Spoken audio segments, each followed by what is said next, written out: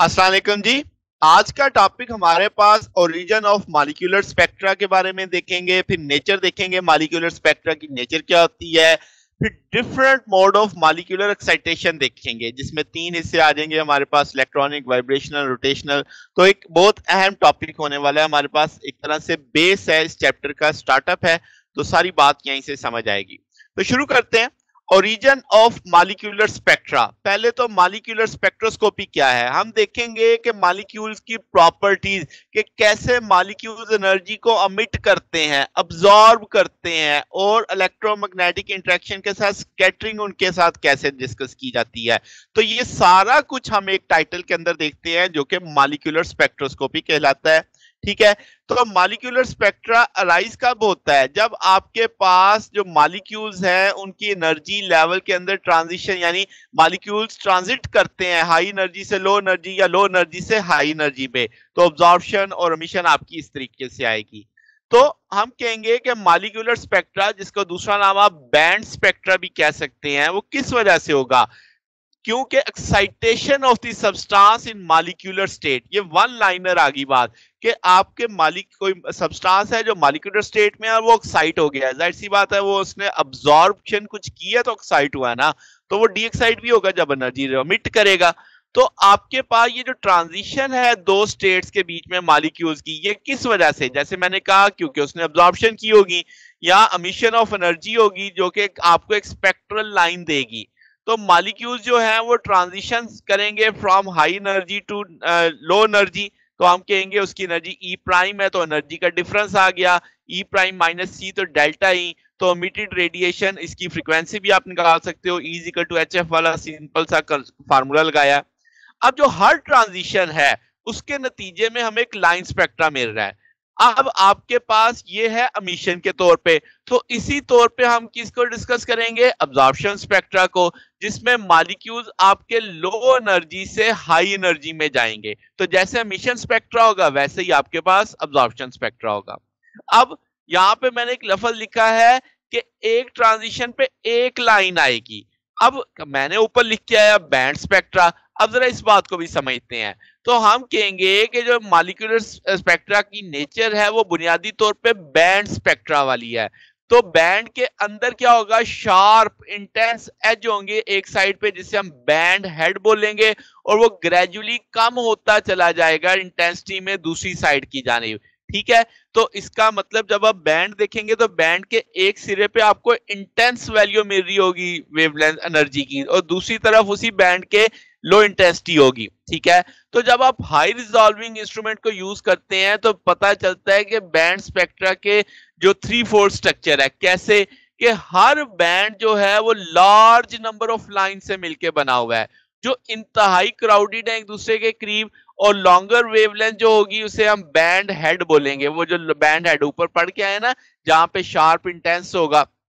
फिर जब आप बैंड हेड के अब दूर जा रहे होंगे तो लाइंस आपकी दूर दूर होती जाएंगी और वो वीकर होती जाएंगी, ये बात हम पहले भी कर चुके हैं।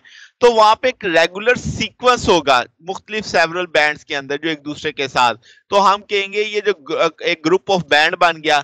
तो ये जो डिफरेंट बैंड्स होंगे ये आपके पास इंतहाई क्लोज होंगे, तो आपके पास यानी एक रेगुलर अरेंजमेंट जो शो करेगा, तो जो एक बैंड सिस्टम बन जाएगा आपके पास, यानी वो स्पेक्ट्रल लाइंस एक दूसरे के करीब करीब होके एक बैंड का कंसेप्ट देंगी, और वहां पे एक सारे नहीं काफी सारे बैंड्स होंगे, उनके अंदर एक पीरियोडिक अरेंजमेंट भी होगा।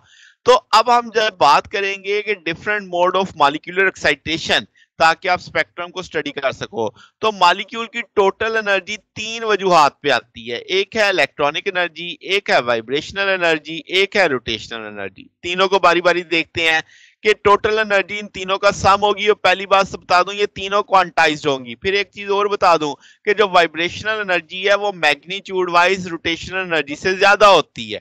ठीक। तो आपके पास जब हम मॉलिक्यूल को एनर्जी सप्लाई करेंगे तो वो इन तीन तरीकों से यानी एक तरह से एक्साइट हो सकता है। वो तीन तरीके अब ऊपर लिखे हुए हैं, इलेक्ट्रॉनिक, वाइब्रेशनल और रोटेशनल। जब हम इलेक्ट्रॉनिक एनर्जी की बात करते हैं तो इसका मतलब कि आपके पास जो इलेक्ट्रॉनिक कॉन्फ़िगरेशन है इलेक्ट्रॉन्स बॉन्डिंग की जो एटम्स के साथ है, उसकी एनर्जी में बदलाव आता है। तो आपके पास डिफरेंट इलेक्ट्रॉनिक कॉन्फ़िगरेशन, डिफरेंट आपके पास इलेक्ट्रॉनिक एनर्जी लेवल देते हैं। ठीक है, और ये जो डिफरेंस होता है इलेक्ट्रॉनिक स्टेट्स में 2 से 10 इलेक्ट्रॉन वोल्ट का होता है। तो ऐसी जो आपकी अब एनर्जी ट्रांजिशन आएगी, जो स्पेक्ट्रल लाइंस आएंगी वो विजिबल और यूवी लाइन के अंदर आएंगी, ठीक है, अल्ट्रावायलेट रीजन के अंदर।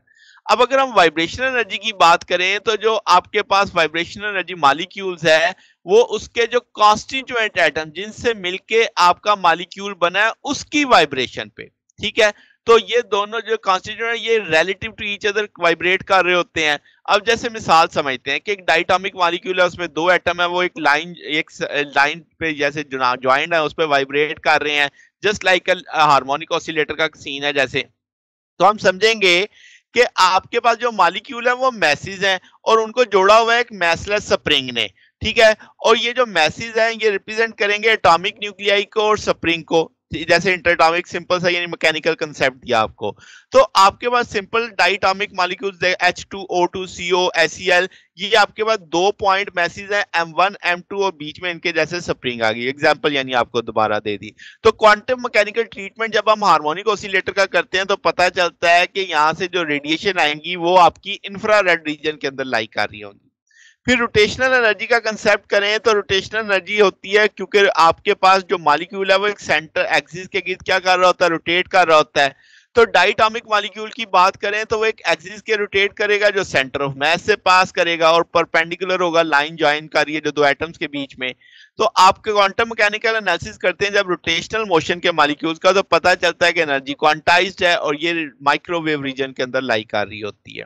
फिर आपके पास अगर हम बात करें कि मॉलिक्यूल का, अगर हम कहें कि वो इलेक्ट्रॉनिक एनर्जी के ग्राउंड स्टेट में रहता है तो उसकी जो ट्रांजिशन है वो वाइब्रेशनल और रोटेशनल एनर्जी के बीच में हो रही है, तब जो स्पेक्ट्रा होगा वो वाइब्रेशनल रोटेशनल स्पेक्ट्रा कहलाएगा, ठीक है, यानी मिक्सचर होगा 2 का। तो ये स्पेक्ट्रा आपके पास किस रीजन में चला जाता है, इंफ्रारेड रीजन के अंदर चला जाता है। ओके होगी बात।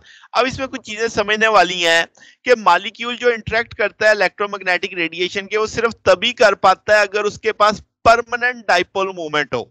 और जब हम जानते हैं होमोन्यूक्लियर डाइटॉमिक मॉलिक्यूल यानी जो H2O2 N2 एक जैसे एटम मिलके जो आपके पास मॉलिक्यूल बना रहे हैं उनको हम होमोन्यूक्लियर डाइटॉमिक मॉलिक्यूल कहेंगे। इनके पास कोई इलेक्ट्रिक डाइपोल मोमेंट नहीं होता, तो इसलिए इनका कोई अब्जॉर्प्शन स्पेक्ट्रा भी नहीं होगा, ठीक है। अब हेट्रो आपके पास न्यूक्लियर मॉलिक्यूल वो जो 2 डिफरेंट होंगे जैसे HCl CO, इनके पास परमानेंट डाइपोल मोमेंट होता है तो इनके पास अब्जॉर्प्शन स्पेक्ट्रा भी होता है। तो इन सिंपल क्या हुआ कि अब्जॉर्प्शन स्पेक्ट्रा किसके पास होगा, जिसके पास इलेक्ट्रिक डाइपोल मोमेंट होगा। इस बात को ज़हन में रखते हुए आगे चलते हैं कि वाइब्रेशनल स्पेक्ट्रा के लिए आपको तब्दीली चाहिए इलेक्ट्रिक डाइपोल मोमेंट में।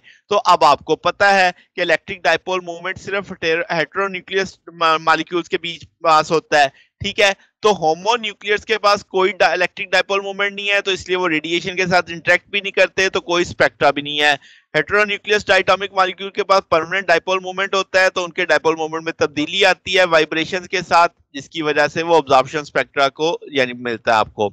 अगर हम इलेक्ट्रॉनिक स्पेक्ट्रा की बात करें तो तमाम मॉलिक्यूल्स के यानी वो बताते हैं, क्योंकि आपके पास इलेक्ट्रॉनिक कॉन्फ़िगरेशन के साथ क्या होता है कि आपके जो डाइपोल मोमेंट उसमें बदलाव आ जाता है, तो आपके पास इसका मतलब वहां पे ये आपको मिलेगा हर जगह पे, यानी उसकी इलेक्ट्रॉनिक कॉन्फ़िगरेशन में चेंज आती है।